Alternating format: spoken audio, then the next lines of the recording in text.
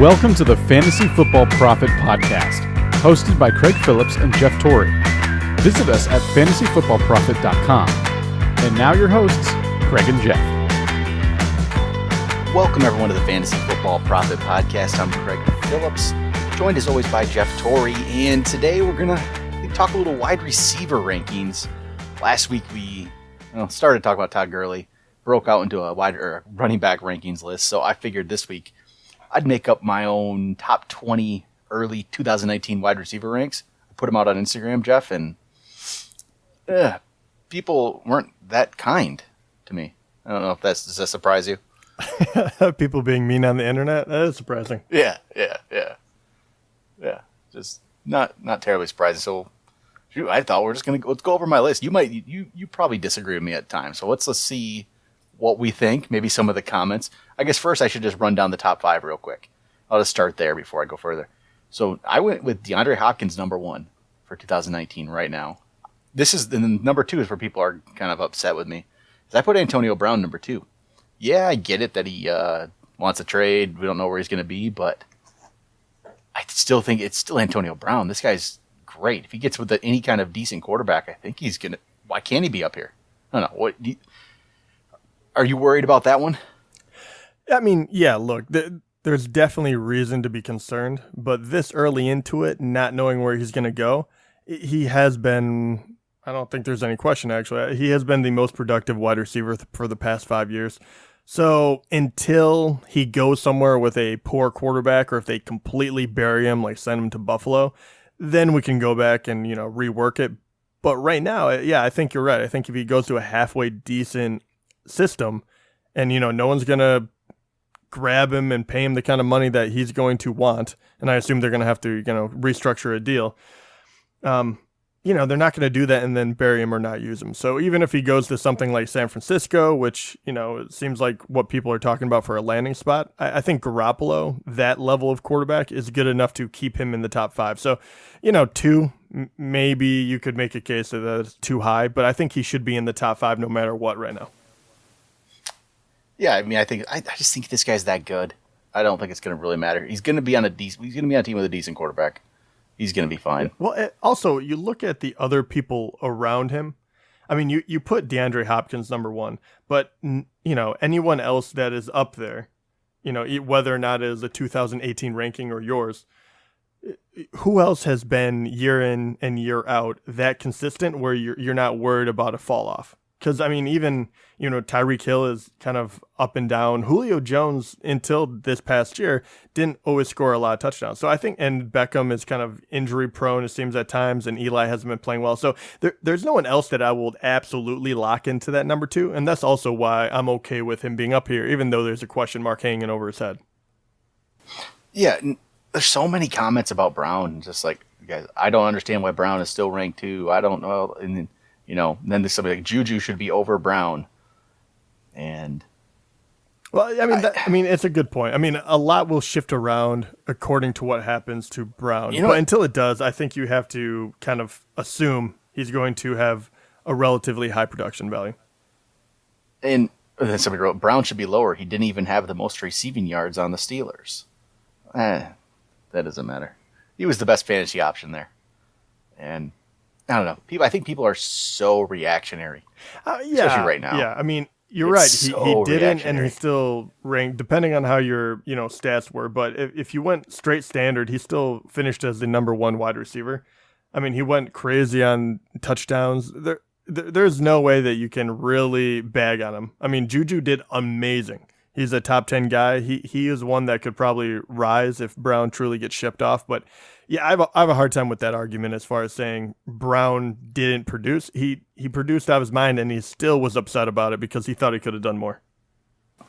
I also posted quarterback rankings, and I got a bunch of comments on that. So we'll talk about that probably next week. But based on the comments I've been receiving off these 3 lists so far, I think I'm going to be able to pull a team together of Todd Gurley, Antonio Brown, and Aaron Rodgers without a problem. Right. It's going to be easy. And Rodgers isn't going to be till like the 6th or 7th round. It's going to be simple. Yeah. Everyone's just, I don't know. It's crazy right now. It's just reactionary. So let's say I got Hopkins 1, Brown 2. I put Devontae Adams 3, Julio Jones 4, and Odell Beckham 5, which again, got some comments because then Michael Thomas was my number 6. So a lot of people saying that Michael Thomas should be ahead of Odell. Consistent, yeah. If you straight up consistency, you know what you're getting. Michael Thomas is probably the safer option for sure, but I think Beckham's ceiling is so much higher. He is really still ridiculously talented. It could be amazing season if it all worked out. I just like getting Beckham. Yeah, I like him too. I think you're right. I think risk reward kind of deal. I think if you're going to have to pick someone this high, I think I'd probably rather have Thomas a little more.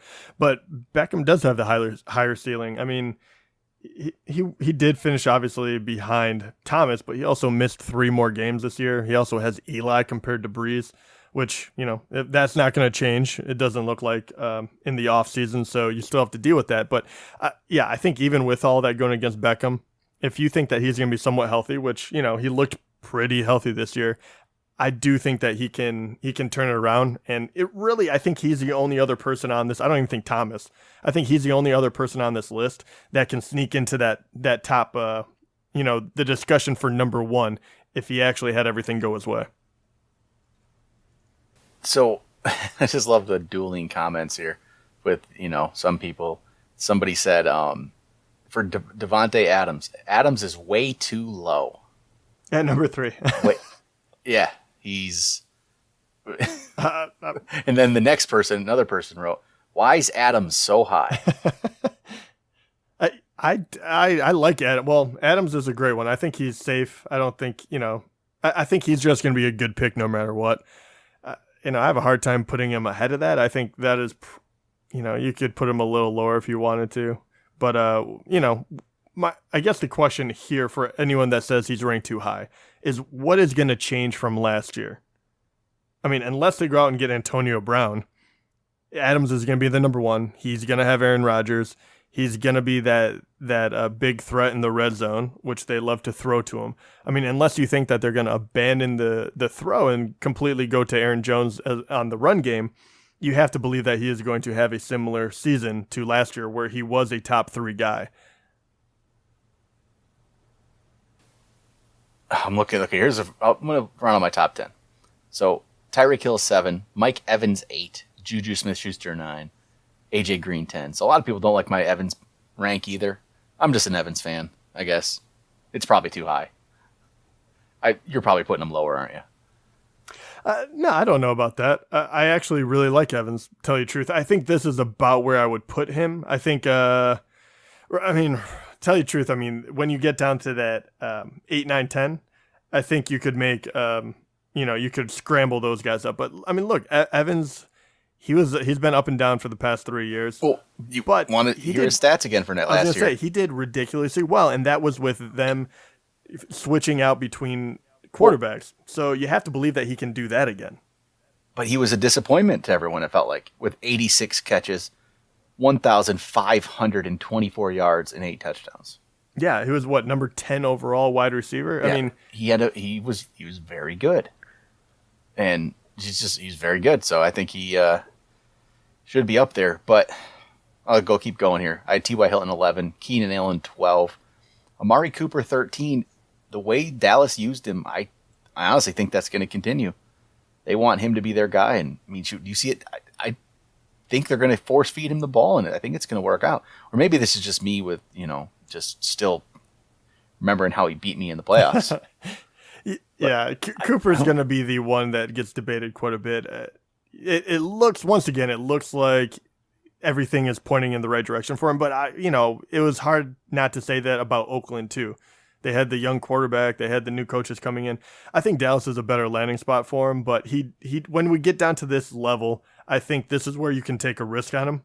But you have a couple of guys just underneath him that are going to be very close to his level. So Cooper is going to be the high risk, high reward kind of guy. Because then after Cooper, I put Diggs 14, and I put Galladay at 15, which a lot of people, again, think I'm a little high in Galladay, which, hey, maybe I am. I see the talent there. And in his 3rd year, I just think this 3rd year breakout thing is going to happen with Galladay even more. So I think he's going to be here. I think Galladay's a top 15 guy. Yeah, you're not gonna. Yeah, I was gonna say, you're not gonna hear me argue. I like that. I think you're ahead of the curve. So 15 is gonna look high, but I think it's good. I don't think that that's overvaluing him. But because of that, my number 16 is probably where I got the most hate. And that's Adam Thielen. So, the latest comment is, the disrespect is unbearable. Adam Thielen is top 5, and if you dare question that, then you are a fool. Well, what, he finished number 6 this past year? I mean, you have the numbers, and do you have the numbers in front of you? Well, it's basically over the last 5 games is where he really got me worried.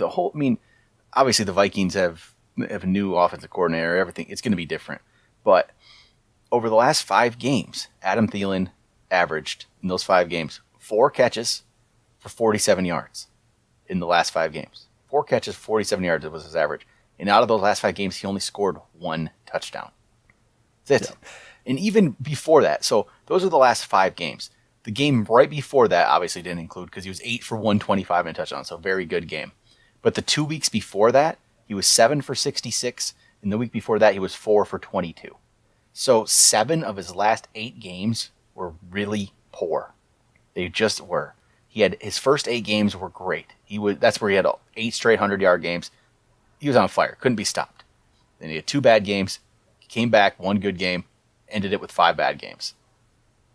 There's some worry there, I would say. Yeah, and it was a rough second half of that season for him. Yeah, I think the numbers kind of tell the whole story. And I understand people saying, calling disrespect. I don't think it is personally, but you really do have to take the whole season into account. And like Craig mentioned, the end of his season was not good, and we really don't know what his offense is going to look like. Diggs is a very good wide receiver across from him, so we don't exactly know where the throws are going to go. And on top of that, obviously everyone knows my love for Cooks, but he's going to be back in the backfield, healthy supposedly. So you think that they could lean on that a little bit more.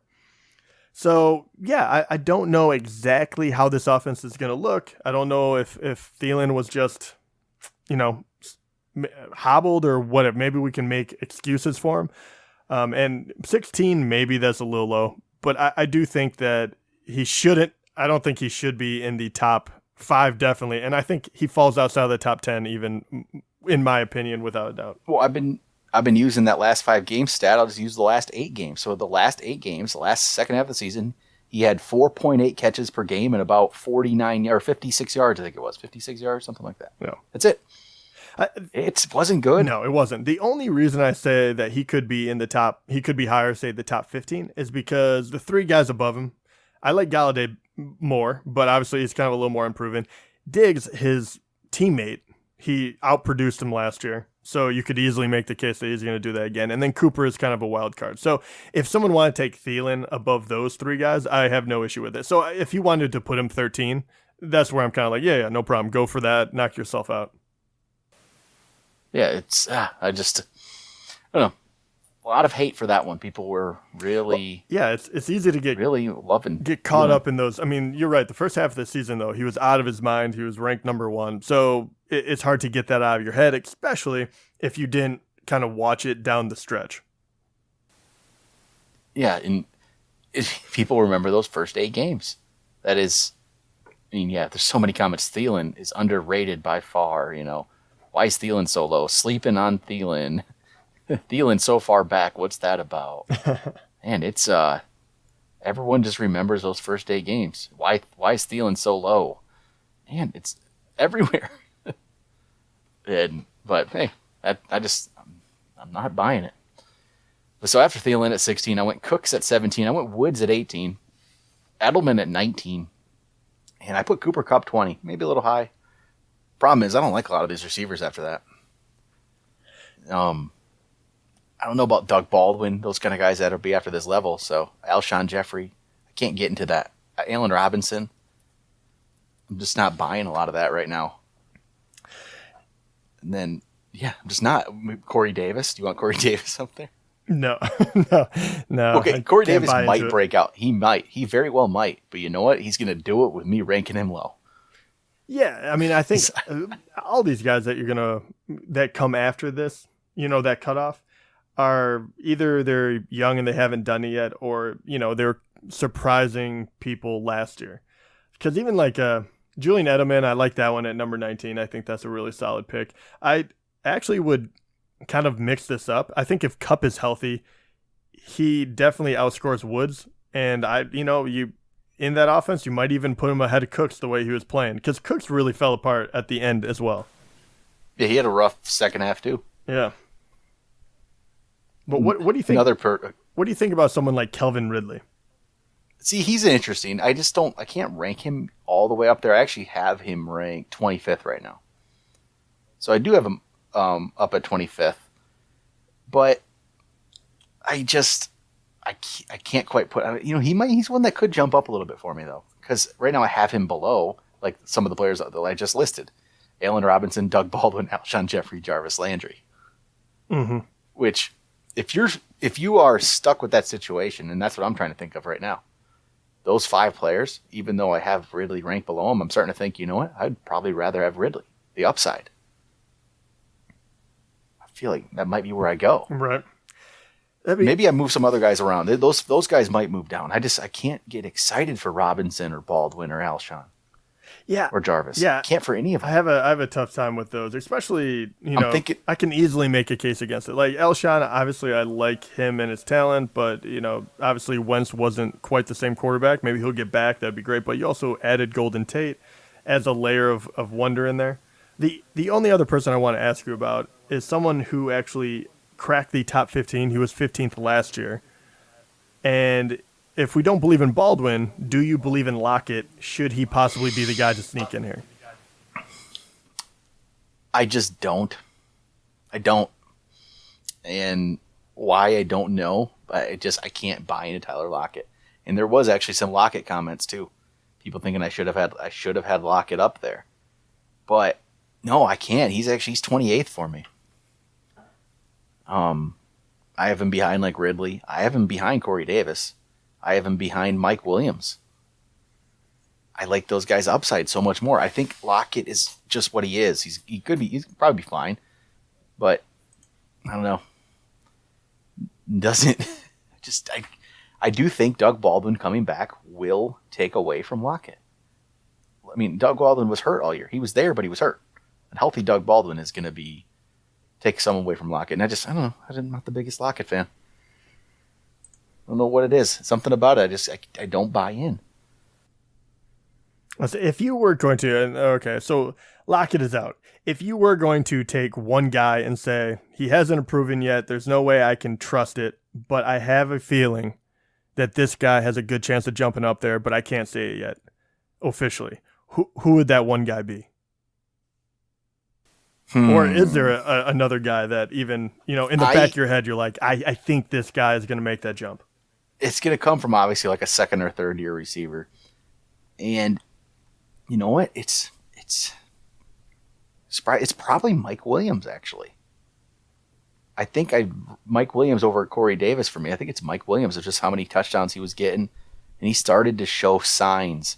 Just remember that game. I can't remember what game it was exactly now, where we had a couple touchdowns, had the 2-point conversion. He started to look like a star receiver. And that game made me think, wow, this is like he's going to break out in year 3. So I really think it's going to be Mike Williams. I just see him improving, and I think this is where I think he's going to have a big year. Yeah, I think Mike Williams. I just think he's the guy. Yeah, I don't think you're going to be alone on that one. He really did. I mean, the amount of points he was able to put up with the few catches he had, especially the clinic he put out at the end, you could say, it was kind of one big game kind of deal. But 10 touchdowns on the year. Yeah, and that's what we kind of thought he could be, is that red zone threat, especially when their tight end situation was in flux.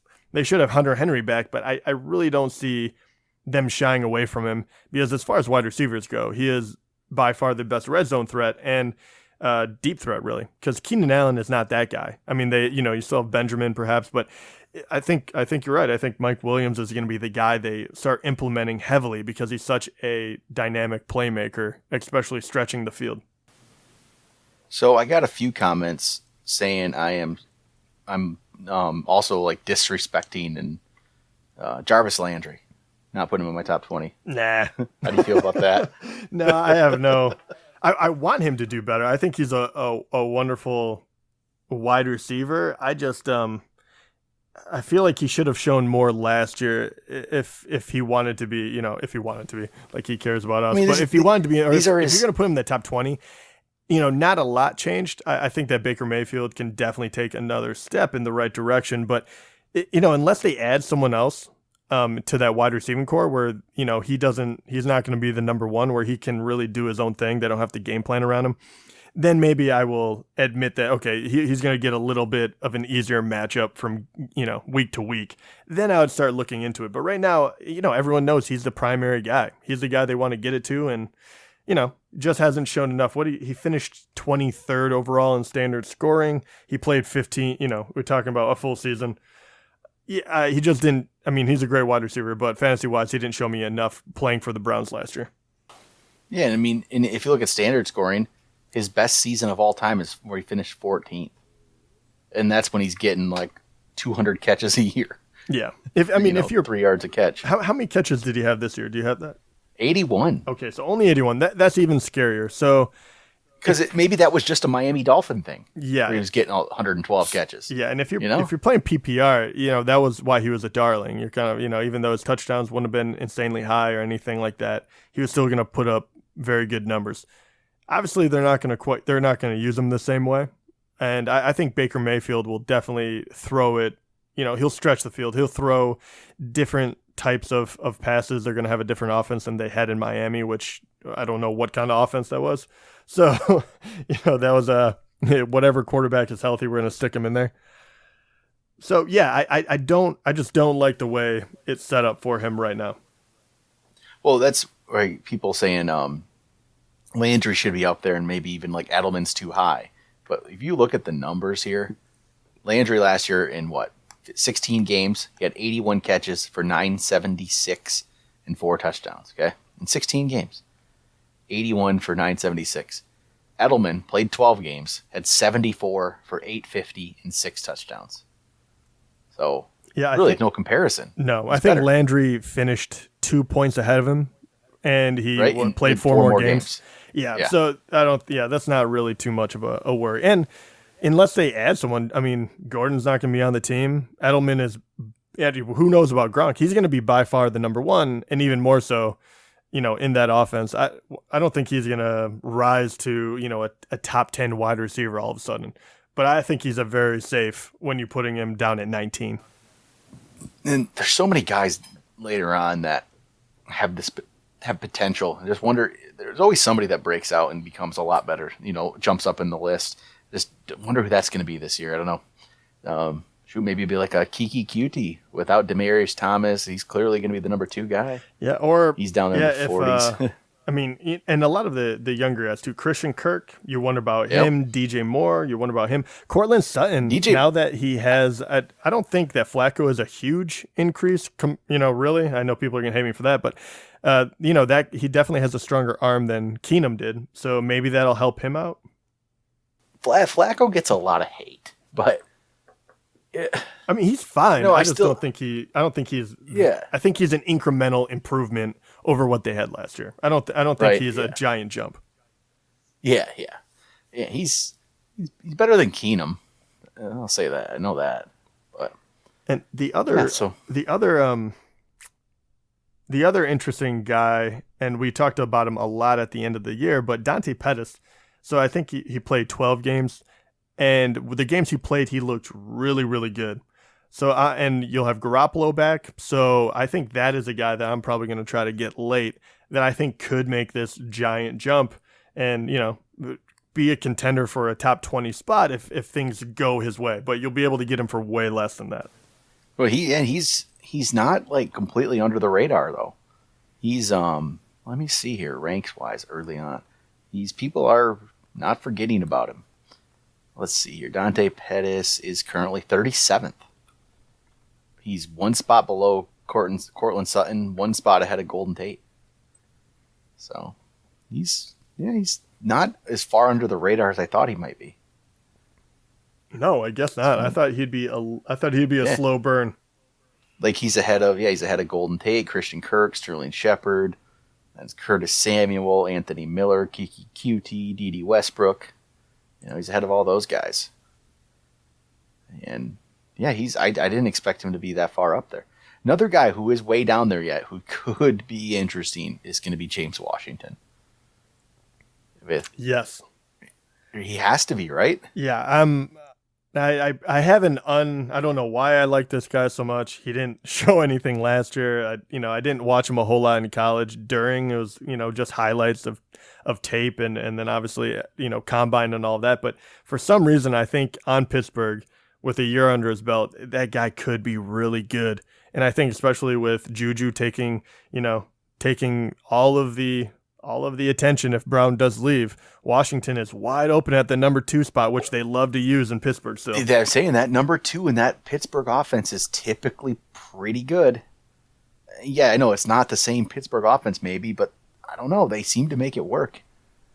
And I don't know. It's going to be interesting. No, Bell wasn't there last year either, but no Bell, no Brown. But, Connor and Juju, I think, are a pretty good replacement for those two. Yeah, really not bad. And for way less money. Yep. So James Washington is, you know what? We're not going to be the only ones. This is going to get, by the time the season rolls around, he's not even going to be a sleeper anymore. Probably. You know how that works. Mm-hmm. And yeah, everything will get jumbled around. Is there, the people, I was going to say one other guy that we have to talk about, if he can ever stay healthy, which I just can't imagine he will, but if Will Fuller can stay healthy, I love that guy. But yeah, he never can. But the last team I do want to talk about, unless you have something to say about Will. No. Never the biggest Will Fuller fan. Yeah, I know. You hate. Because he can't stay healthy. Yeah, I was going to say, yeah, you're not wrong. But the one team that I find really interesting where I think they do have quite a bit of talent at the wide receiver position, but none of them scored too high where I think maybe they'll be undervalued a little bit. But Chicago, the Bears, when you're talking about Anthony Miller, who I think was a great rookie. And then you also have Allen Robinson, which, in the 13 games that he played, he actually started looking more like himself. And Trubisky took a way bigger jump than I even thought he was going to be. So how do you feel about Chicago? I like Anthony Miller. Robinson, though, he's already ranked 20th. So I just feel like the value is not going to be what I don't want to take that risk with him. That's my problem. Is he's already 20th. He's right there. I don't know. I don't have a good enough feeling to take a risk with him. But Anthony Miller is another story. I will take a risk on Anthony Miller because he's ranked 42nd, so he's down there a little bit. I like Miller a lot. Robinson, I still think he'll be good. I just at that spot right now, even I ranked like Julian Edelman ahead of him. I'd probably rather have Edelman. I don't like this spot. That's the problem. I don't like this spot in the wide receivers. From like 20 to 25, where it's currently ranked, which is like the Allen Robinson, Alshon Jeffrey. It says Corey Davis, Doug Baldwin, Jarvis Landry. I like the guys below that more. I like the DJ Moore, Calvin Ridley, Tyler Boyd's there. Those kind of guys. I like the upside plays. I guess Robinson's that though too, isn't he? Maybe I'm going to talk myself into this.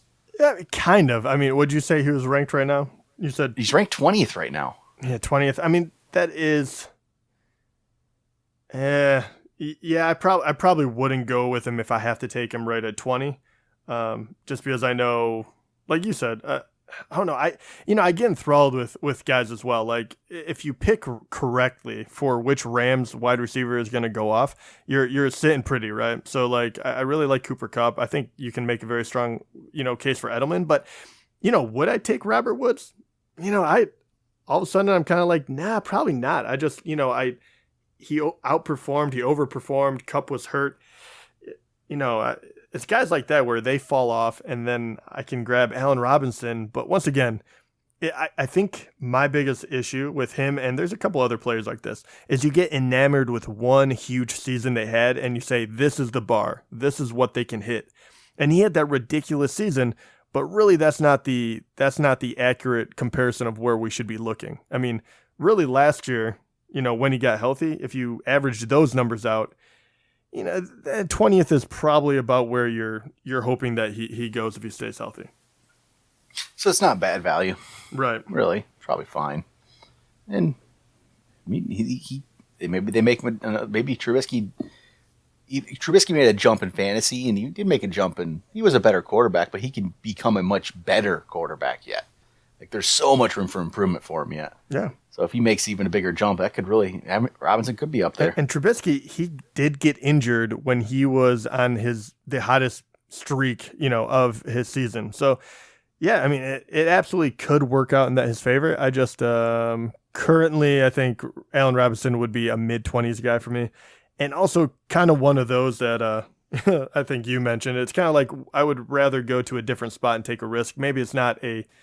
Yeah, it's I'm not going to take that. If he comes around, maybe I have a running back or a tight end I would rather go get. Because I don't want him as my second. I don't want him as my second receiver. I feel like I don't feel comfortable with it. I'm hoping I'm getting somebody else in the middle, Kenny Galladay even, as my number 2. But, maybe you're not always that lucky. But I feel like you load up on running backs and worry about the receivers later because there's so many good running backs. You just get a bunch of them. First couple rounds, get one good receiver. Because I don't get a couple, I don't know. Some of those young guys are going to jump up, and I just don't know which ones. You just got to hit on those. Yeah. There's so many good young receivers. There are. And we're about to see if, the Brown trade could definitely shake up who's what. Yeah, we have to wait and see what happens with that because it could bring somebody else's value way down. Yeah, because, I mean, you're also looking at, is Emmanuel Sanders going to be undervalued, even though he had that big season? And now you have Flacco and Sutton, and I think there's a lot of question marks. And I know that you're not a huge Emmanuel Sanders fan, but the same. But yeah, coming off the injury, he's way down. He's 46th. Right. So maybe he's actually a value now. Or Marquise Goodwin, who was amazing when he played with Jimmy Garoppolo 2 years ago.